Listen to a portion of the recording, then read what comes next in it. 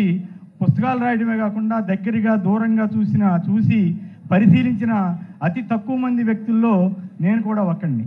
నాకు తెలుసు ఎన్టీ రామారావు గారు పార్టీ పెట్టిన రోజు తెలుసు, ఆయన తిరుపతి వచ్చి ఉప ఎన్నికలో పర్యటిస్తున్న రోజు ఆ అశేష జనం ఇసుక వేస్తే రాలన్నంత జనం వచ్చిన సన్నివేశము తెలుసు. అలాగే బహుశా నేను ఒకటి చెప్పాలనుకుంటున్నా, ఎన్టీ రామారావు గారి డైలాగ్ ఒకటి ఉంటుంది తెలుసా, తమ్ముళ్ళు నేల ఈనిందా ఆకాశం మిన్నుబడిందా అంటూ వచ్చిన జనాన్ని ఉద్రేకపరుస్తూ బ్రహ్మాండంగా మాట్లాడుతూ ఉంటే జనమంతా కేరింతలు కొడుతుండేవాళ్ళు. మేము కూడా ఆ రోజుల్లో నేను కూడా తెలియజేశానంటే జెండా పట్టుకు తిరిగేవాడిని. నేను జర్నలిస్ట్నే కానీ తెలుగుదేశంకి వేరే మద్దతుదారులుగానే ఉండేవాళ్ళం. అయితే ఆ తర్వాత రోజుల్లో జర్నలిస్టులు రాజకీయాలకు ఇట్లా చేయొచ్చా అనేది మీమాంస వచ్చినప్పుడు మాత్రం మనం చేసింది కరెక్టో తప్పు అయిపోయింది అని ఆ కథ అదంతా వేరే విషయం. కానీ కొన్ని పోలికలు కొన్ని విషయాల మీద మేము అబ్జర్వ్ చేస్తూ వచ్చాం. ఎన్టీ రామారావు గారు అద్భుతమైనటువంటి సత్కారాలు అందుకున్నాడు. దేశ స్థాయిలో ఆయన నేషనల్ ఫ్రంట్ అని పెట్టి ఇక్కడే విజయవాడలో ఇబ్రహీంపట్నం గెస్ట్ హౌస్లో పెద్ద వాళ్ళందరినీ తీసుకొచ్చి పెద్ద కార్యక్రమం మహానాడు సందర్భంగా ఇక్కడ నిర్వహించారు. అంతటి గొప్ప నాయకుడు చివరికి ఏ రకమైనటువంటి పరాజయాన్ని చూడాల్సి వచ్చిందో మాబోటి వాళ్ళకి నిజంగా ఇప్పుడు చెప్తే మీరు నమ్ముతారో నమ్మరో కానీ నాకు ఆ రోజు రాత్రి ఆ ప్రభుత్వం పడిపోతున్న రాత్రి మాబోటి వాళ్ళకి కళ్ళమ్మట నీళ్లు తిరిగాయి. ఆ రోజు లక్ష్మీపార్వతి గారు ఒక స్టేట్మెంట్ ఇచ్చారు, నేను రాజకీయాల్లోకి రాను, నాకేం పదవులు అక్కర్లేదు, మీరెవరు ముఖ్యమంత్రి ఎన్టీ రామారావుని వదిలి వెళ్ళొద్దు అని ప్రకటన ఇచ్చినప్పుడు బహుశా రాత్రి 12 గంటల ప్రాంతంలో అనుకుంటా, నేను అప్పటికి ఇంకా ఆఫీసులోనే ఉన్నా. అది చూసి అయినా కూడా తెలిసిపోయింది అక్కడికే మాకు ఇది కేవలం తంతు మాత్రమే, ఇక మిగిలిపోయింది ఆయన్ని దించడమే అని. అయితే ఆయనలో ఉన్న గొప్పతనం ఒకటి చెప్పాలి. ఆయనకి వ్యతిరేకంగా చంద్రబాబు గారు అనండి, మిగతా ఆయన తరఫున ఉన్న కుటుంబ సభ్యులను కానివ్వండి అందరూ చేస్తున్న కుట్ర ఇవన్నీ తెలిసినా కూడా ఆయన శుభ్రంగా పడుకోవటం లేకపోతే ఏదైతే అని అంటాం. ఆ తర్వాత రోజున ఆయనకి వైస్రాయ్ హోటల్కి వెళదాం అనుకున్నాడు, బయలుదేరితే లక్ష్మీపార్వతి గారిని తోడు తీసుకెళ్లాలన్నది ఆయన ఉద్దేశం. కొందరు వద్దండి, వస్తే మీరు ఒక్కళ్ళే వస్తే ఏమన్నా లోపలికి వచ్చి ఏమన్నా కన్విన్స్ చేసుకోవచ్చేమో అంటే నథింగ్ డూయింగ్, ఆమె నా భార్య అని చెప్పినటువంటి గొప్ప వ్యక్తిత్వం ఉన్న వ్యక్తి ఎన్టీఆర్. అంతేకాదు ఆయన 94లో ఆవిడ్ని ఎంటబెట్టుకుని సభలు పెడుతూ ఉంటే ఆ సభల్లో వేలాది మంది, నిజంగా నేను ఆశ్చర్యపోయాను, వేలాది మంది వస్తే ఆయన ఒక్కొక్కసారి నిలవలేక, బహుశా మీలో చాలామందికి తెలుసుకుంటూ లక్ష్మి అని ఇట్లా చేసేవాడు, జనమంతా ఓ అని అరిసేవాళ్ళు. అంతే ఆ రకమైనటువంటి థ్రిల్లింగ్ రెస్పాన్స్ ఆయన ఆవిడ మీద చేస్తేనే చాలా అదొక సినిమా సన్నివేశంలాగా జనం చూసేవాళ్ళు. అటువంటి ఎన్నో చూసినటువంటి నేను ఆ మరుసటి రోజున నేనైతే ఊహించరా, వైస్రాయ్ హోటల్కి వెళ్తున్నారంటే మేము కూడా వెళ్ళాం, నేను కూడా అక్కడే ఉన్నా. అక్కడ అంత దూరంలో గేటు, ఇంత దూరంలో వీళ్ళంతా లక్ష్మీపార్వతి గారు, ఎన్టీ రామారావు గారు, దేవినేని నెహ్రూ గారు, పరిటాల రవి గారు, మోత్పల్లి నరసింహ గారు, ఇంకెవరెవరో ఉన్నారు కొందరు. ఉంటే తమ్ముళ్ళు మీరు రండి అంటారు. నిజానికి ఏ ముఖ్యమంత్రి అయినా సరే ఒక హోటల్ దగ్గరికి వెళ్తే మొత్తం పోలీస్ వ్యవస్థ అంతా ఎటుండాలండి, టక్క తీసుకెళ్ళి లోపలికి తీసుకెళ్ళిపోయి మొత్తం వెరిఫై చేయిస్తుంది. అట్లా జరిగినాయి. కర్ణాటకలో చూసాం, తమిళనాడులో చూసాం.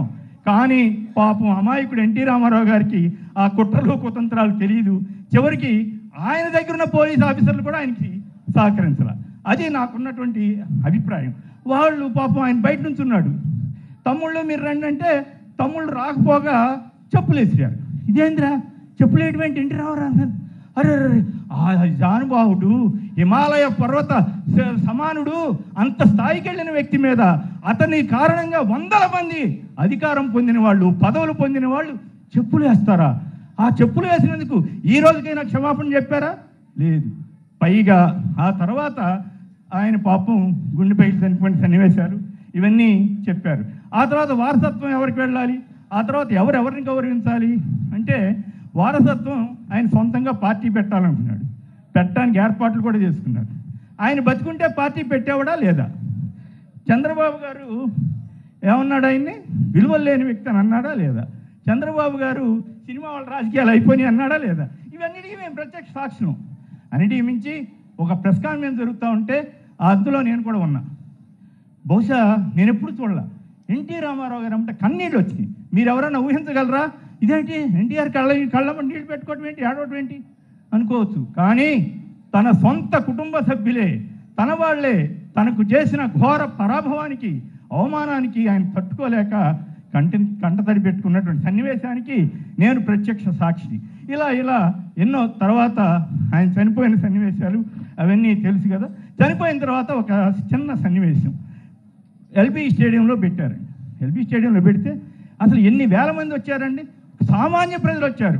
అప్పుడు నాకు అనిపించింది, తండ్రికి కనీస గౌరవం ఇవ్వని వాళ్ళ కొడుకులు, తండ్రికి కనీస విలువలు ఇవ్వని వాడా కూతుళ్ళు, వాళ్ళ బంధువులు, ఇలా వేలాది మంది వచ్చి ఆయనకి నివాళి అర్పిస్తున్న వాళ్ళ బంధువులు అన్నీ నేను ఆలోచిస్తే ఖచ్చితంగా వీళ్ళు కేవలం ఆస్తులకు మాత్రమే వారసులు. మీకు ఇంకో సంగతి చెప్పాలి.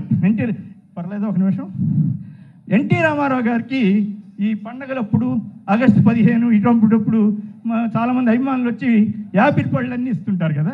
యాపిల్ పళ్ళు అన్నీ ఇస్తుంటే ఆయన ఏం చేసేవాడో తెలుసా? ఎక్కడెక్కడో ఉండేవాళ్ళు కొడుకులు కూతుళ్ళు అందరిళ్ళకి కారిచ్చి పంపించేవాడండి ఆ యాపిల్ పళ్ళు. నిజానికి వాటికి అంత విలువ ఉండదు.